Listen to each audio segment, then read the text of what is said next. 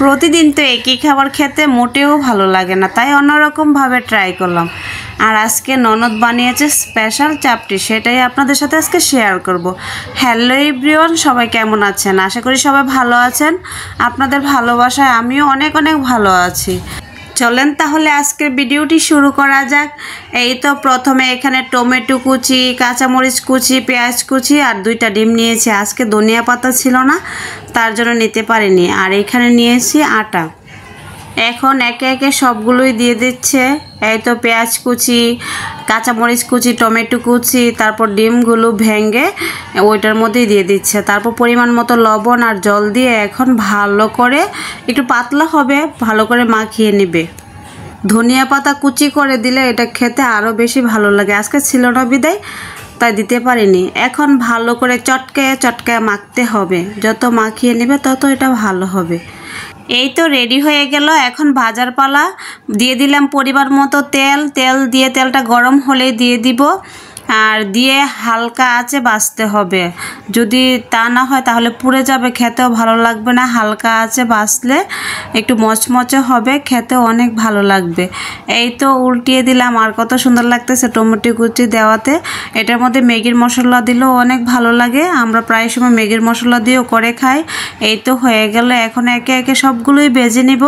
এই তো ভাজা কমপ্লিট। এখন উপর দিয়ে একটু টমেটো সস দিয়ে দিচ্ছি, তাহলে আরও ভালো লাগে খেতে। সবাই একবার হলেও ট্রাই করে দেখবেন, আসলে অনেক খেতে ভালো লাগে মাঝে মধ্যে অন্যরকম হলে। সবাইকে দিয়ে দিয়েছি। এখন আমরা 2 জনে বসে একসাথে ফ্যানের নিচে মজা করে খেয়ে নিব। আসলে অনেক ভালো হয়েছিল খেতে। সকালের খাবারটা তো খেয়ে নিলাম। এখন দুপুরে কি করব? দুপুরে আসলে আমরা সবাই যাব কাচ্চি খেতে, আর মার জন্য আর বাবুর জন্য রান্না করব। ওইটা তোমাদের সাথে শেয়ার করিনি। এখন রেডি হয়ে নিয়েছি। এখন যাব আমরা সবাই মিলে কাচ্চি খেতে।